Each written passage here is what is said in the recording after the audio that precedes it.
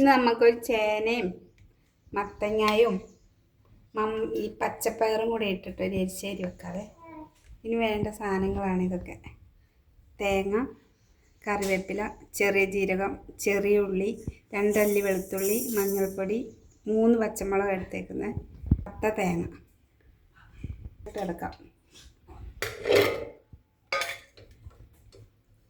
ചേന ഇട്ടു, പിന്നെ മമ്പയർ,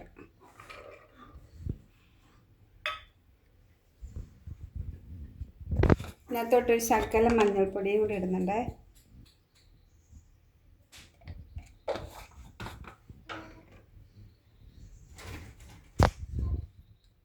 കുറച്ച് ഉപ്പെല്ലാം കൂടി ഇട്ടിട്ട്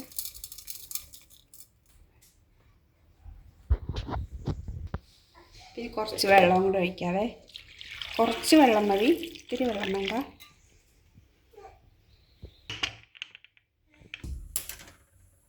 ഇതൊന്ന് വെന്ത് വരട്ടെ കേട്ടോ. ഇതെല്ലാം കൂടെ നമുക്കൊന്ന് ഒതുക്കിയെടുക്കണം. അരയണ്ട ശരിക്കും.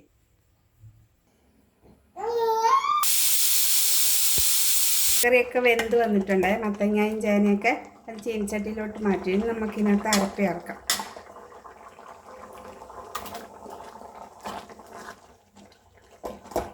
അധികം വെള്ളമൊന്നും ഒഴിക്കരുത് കേട്ടോ. ഇത്തിരി വെള്ളം ഒഴിക്കണ്ട, ഒരു ശകലം ഒഴിക്കാം.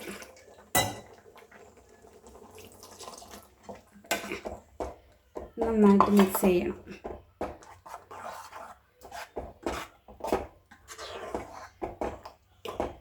ചെറുതായിട്ടൊന്ന് ചൂടായി വരട്ടെ.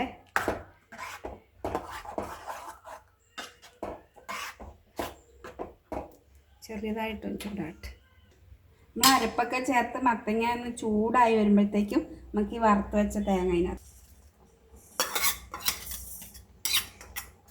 നന്നായിട്ടൊന്ന് മിക്സ് ചെയ്യണം. നല്ല ടേസ്റ്റിന് വേണ്ടിയിട്ടാണ് ഈ തേങ്ങ വറുത്ത് നമ്മളിടുന്നത്.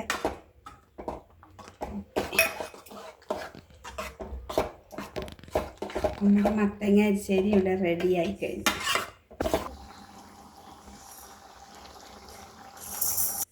നമുക്കിതിനകത്ത് ഇച്ചിരി കടുക് പൊട്ടിക്കാം. എല്ലാവരും കടുകൊന്നും പൊട്ടിക്കത്തില്ല, ചിലർ പച്ച വെളിച്ചെണ്ണ ഒഴിക്കാതില്ല. ഞാൻ ഏതായാലും ഇച്ചിരി കടുകൊക്കെ പൊട്ടിച്ചിടാം കേട്ടോ. വെളിച്ചെണ്ണ ഒഴിച്ചു. എണ്ണ ചൂടായിട്ടുണ്ട്, ഈ കടുക് ഇടാം. പച്ച വെളിച്ചെണ്ണ ഒഴിച്ചാലും മതി. ഞാൻ കടുക് പൊട്ടിച്ചിട്ട് ഉള്ളി അരിഞ്ഞതാണേ, ടേസ്റ്റിന് വേണ്ടി ഇടുന്ന കേട്ടോ.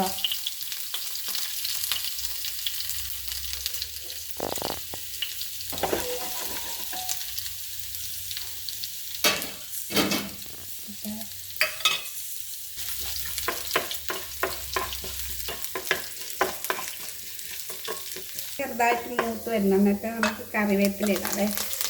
പിന്നെ പത്തലമുളക് പൊട്ടിച്ചെല്ലാം മൂത്ത് വന്നിട്ടുണ്ട്. ഇനി നമുക്ക് ഇതിനകത്തോട്ട് ഒഴിക്കാം.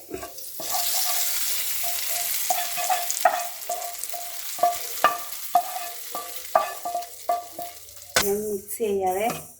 അപ്പം നമ്മുടെ മത്തങ്ങ എരിശ്ശേരി ഇവിടെ റെഡി ആയിട്ടുണ്ട്. എല്ലാവരും ഇതുപോലെ ഒന്ന് ഉണ്ടാക്കി നോക്കണേ. എന്നിട്ട് അഭിപ്രായം പറയണം, മറക്കരുത് കേട്ടോ. Okay, thank you.